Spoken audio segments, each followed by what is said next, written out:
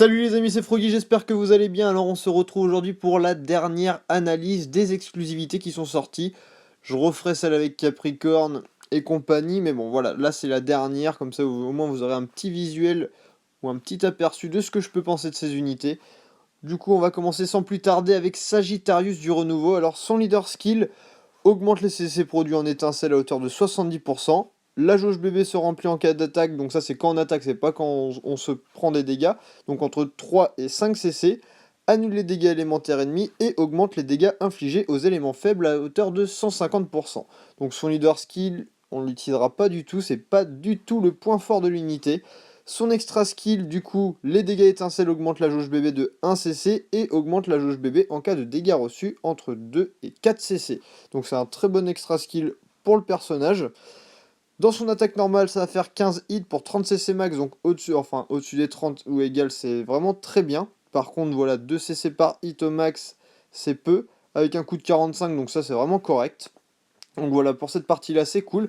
Dans son Brave Burst, il va faire un combo de 15 attaques de feu et de foudre sur tous les ennemis à 300%, et il va augmenter l'attaque pour tous les éléments à hauteur de 90% pendant 3 tours. Donc son Brave Burst est complètement à chier, j'ai envie de dire, parce que son Super Brave Burst est tellement mieux.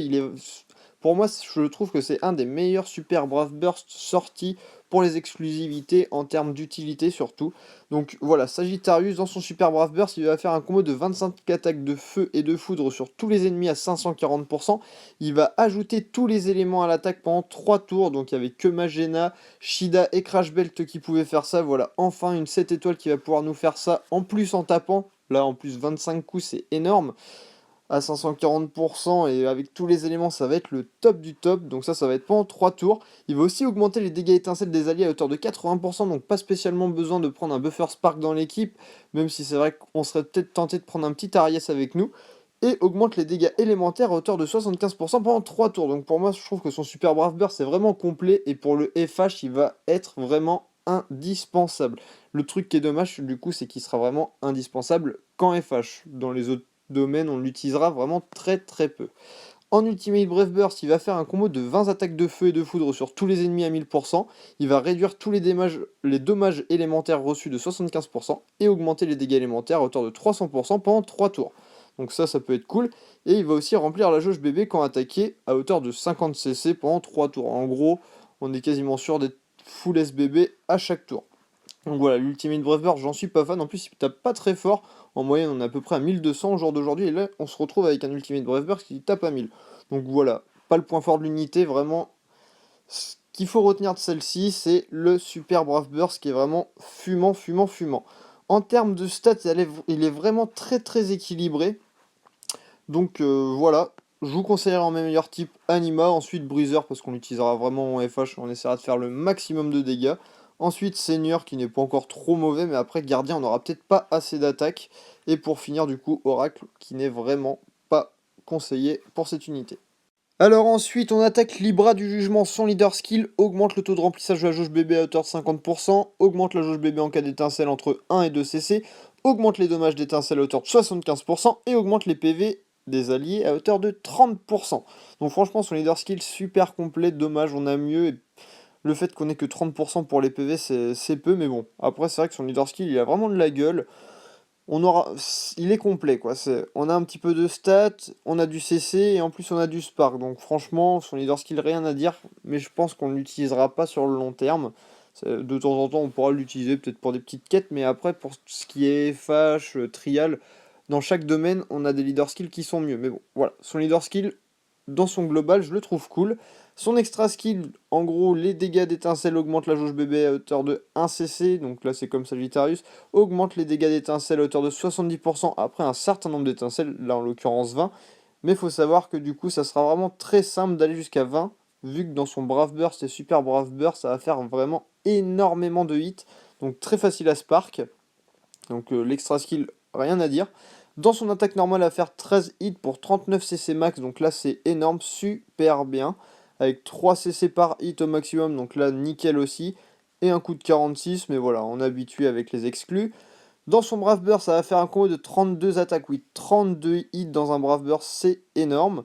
donc d'attaque, de ténèbres et de foudre sur tous les ennemis à 300%, augmente les dégâts d'étincelle à hauteur de 70% pendant 3 tours, chance d'infliger malédiction à hauteur de 50% et soigne tous les alliés entre 2100 et 2400.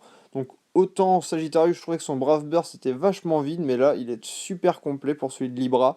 C'est vraiment énorme. Son Brave Burst, franchement, on serait même susceptible de pouvoir l'utiliser sans avoir besoin d'utiliser le super Brave Burst. Voilà, en cas de dépanne, c'est une super dépanne son Brave Burst. Et du coup, dans son super Brave Burst, là, je me suis dit heureusement que j'ai changé de format pour mes analyses, parce que là, c'est vraiment un pur roman. Il y aurait eu quelques petites lignes en plus, peut-être que ça pouvait ne pas passer. Donc, son super Brave Burst fait un combo de 38 attaques de ténèbres et de foudre. 38, c'est énorme, ça. Voilà, hyper facile à spark pour le Brave Burst, Super Brave Burst, c'est pour ça que son extra skill sera directement déverrouillé à chaque fois qu'on utilisera Libra. Donc voilà, 540%, chance d'infliger malédiction à hauteur de 80%, augmente les dégâts d'étincelle à hauteur de 90%, donc le meilleur du jeu avec Raga, Arias et compagnie, mais bon, voilà, 90% c'est un excellent taux. Donc ça sera pendant 3 tours. Augmente la jauge bébé en cas d'étincelle entre 1 et 2 CC pendant 3 tours. Donc ça c'est super aussi, ça marche vraiment très bien. Et augmente la vitesse de remplissage de la jauge bébé à hauteur de 25% pendant 3 tours. Donc pour ce qui est des CC, le buff spark, les afflictions et le fait qu'elle fasse vraiment beaucoup de hits, son super brave burst est vraiment complet. On pourra l'utiliser vraiment un peu partout. Plus en FH. Parce que du coup là, faut pas se mentir, le fait qu'elle fasse autant de hits et qu'elle ait vraiment un excellent buff spark, ça sera vraiment pour les FH qu'on pourra en avoir l'utilité. Mais après, on pourra vraiment l'utiliser partout parce qu'elle va pouvoir aussi nous permettre de récupérer pas mal de CC. Donc franchement, son super brave burst est énorme elle aussi. Avec Sagittarius, ouais, franchement, les super brave burst, j'étais super content. On va dire qu'aucune exclusivité n'a été mauvaise dans ce patch-là. Donc voilà, son Ultimate Brave Burst va faire un combo de 48. 48, c'est énorme. D'attaque de ténèbres et de foudre sur tous les ennemis à 1200%. Elle va aussi augmenter les dégâts d'étincelle à hauteur de 140%. Augmenter la jauge bébé en cas d'étincelle entre 3 et 6 CC pendant 3 tours. Donc franchement, c'est pas mal. Les alliés infligent malédiction quand ils sont attaqués et soignent tous les alliés. En gros, full life, mais ça sera que sur un tour. Donc son Ultimate Brave Burst, voilà, sauf pour le nombre de hits, mais sinon on l'utilisera vraiment pas du tout, je pense. En termes de stats, pardon, du coup c'est vraiment, voilà, un petit peu plus orienté attaque, mais de toute façon, vu qu'on l'utilisera plus en FH, ça va être comme Sagittarius. Donc en meilleur type, je vous conseillerais Anima Breezer, parce que voilà, c'est là où on l'utilisera le plus. Ensuite, Senior sera vraiment très bien pour pouvoir l'utiliser partout. Gardien, voilà, si on essaie d'utiliser Libra pour les quêtes un petit peu plus relevées, ça peut être cool. Et pour finir, du coup, Oracle, mais bon, ça vous en avez l'habitude, on n'en veut pas. Et du coup, pour finir, Scorpio du Secret. Alors ça, c'est mon petit coup de cœur, du fait que ce soit aussi mon signe astrologique personnel, et surtout que ça soit Zel Knight qui n'a pas craqué sa carte bancaire pour avoir Zel Knight ou Darvanchel à l'époque. Donc voilà, rien que pour ça, ça a été un gros coup de cœur, et son petit bijou sur l'épaule, franchement, je le trouvais vraiment super classe. Du coup, Scorpio, dans son leader skill, il augmente le taux d'apparition des CVCC à hauteur de 20%, le karma à hauteur de 15% et les objets à hauteur de 3%. Donc voilà, comme Zel Knight, il fait un petit peu de tout. Le seul petit bémol que j'aurais peut-être à lui reprocher, c'est qu'il n'y a pas les ailes. Mais bon, c'est pas grave. En plus de ça, il va augmenter les dégâts critiques à hauteur de 150% et les dégâts critiques augmentent la jauge bébé entre 6 et 8 CC. Donc voilà, c'est un pur couteau suisse et ça va être ça tout le long, que ça soit en Brave Burst, Super Brave Burst, Ultimate Brave Burst, on pourra l'utiliser partout. Franchement, Scorpio pour ça, c'est super bien, il pourra aller dans toutes les teams. Pour son extra skill, il va ajouter l'augmentation du taux de coup critique aux attaques BB, SBB, UBB pendant 3 tours à hauteur de 60%, 100% de chance de voler des PV entre 10 et 15%, et probabilité, donc ça c'est cool, donc on aura 20% de chance de réduire à 1 les dommages reçus. Donc cette dernière partie est vraiment très intéressante, surtout pour les défis corsés, donc franchement son extra skill, excellent je trouve. Dans son attaque normale, il va faire 13 hits pour 39 CC max, donc là, franchement, rien à dire, c'est énorme, 3 CC par hit au max, voilà, exactement pareil que Libra. Le seul petit bémol, c'est le coût de 48, il coûte un peu cher, mais ça reste une unité qui est vraiment extra. Dans son Brave Burst, il va faire un combo de 18 attaques de terre et de ténèbres sur tous les ennemis à 300%, augmenter la jauge bébé de tous les alliés à hauteur de 8 CC instantanément, et ça juste pour un tour, et la jauge de Overdrive à hauteur de 6%. Donc voilà, le Brave Burst, on pourra vraiment l'utiliser de temps à autre. Pour l'arène, ça peut être utile, hein, pour essayer de remplir la jauge bébé on va dire des alliés à suivre. Ouais, franchement, le Brave Burst, rien à dire, mais bon, après on privilégiera plus le Super Brave Burst hors arène.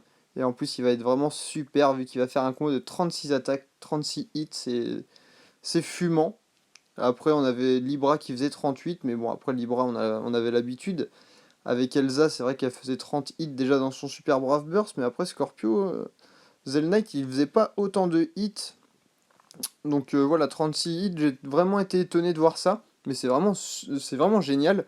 Donc 36 attaques de terre et de ténèbres sur tous les ennemis à 540%, il va augmenter la jauge bébé comme dans le Brave Burst pour tous les alliés à hauteur de 8 CC instantanément, augmenter le taux d'apparition des CCCV à hauteur de 35%, donc le meilleur du jeu, et les objets à hauteur de 3%. Donc ça c'est super cool. En plus de ça, il va augmenter les dégâts critiques à hauteur de 75% pour 3 tours et la jauge d'Overdrive à hauteur de 7%. Donc voilà, Super Brave Burst avec un nombre de buffs inimaginable. Voilà, c'est pour ça qu'on pourra l'utiliser partout et que ça en fait un pur couteau suisse.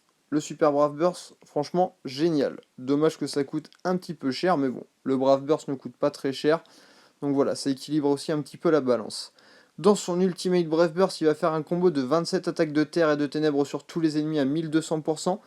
Il va remplir aussi entièrement la jauge de Brave Burst de tous les alliés, augmenter les dégâts critiques à hauteur de 300%, l'attaque BB, SBB, UBB à hauteur de 500% pendant 3 tours, et la jauge de Overdrive à hauteur de 25%. Donc comme ça au moins pour le prochain Ultimate Brave Burst, ça nous mâche vraiment le boulot. Un quart de la barre d'Overdrive qui va se remplir, c'est le top.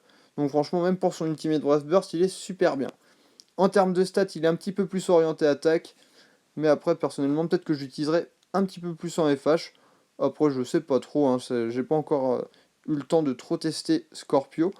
Donc c'est pour ça que je vous conseille, en meilleur type, Anima, ensuite Breezer. Ça sera vraiment pour les teams bourrins. Ensuite Seigneur pour l'utiliser un petit peu plus en couteau suisse. Après Gardien si on a envie de l'utiliser pour les quêtes un petit peu plus relevées, on va dire. Et Oracle, qui est vraiment à déconseiller, mais comme d'habitude. Donc voilà, j'espère que l'analyse vous a vraiment plu.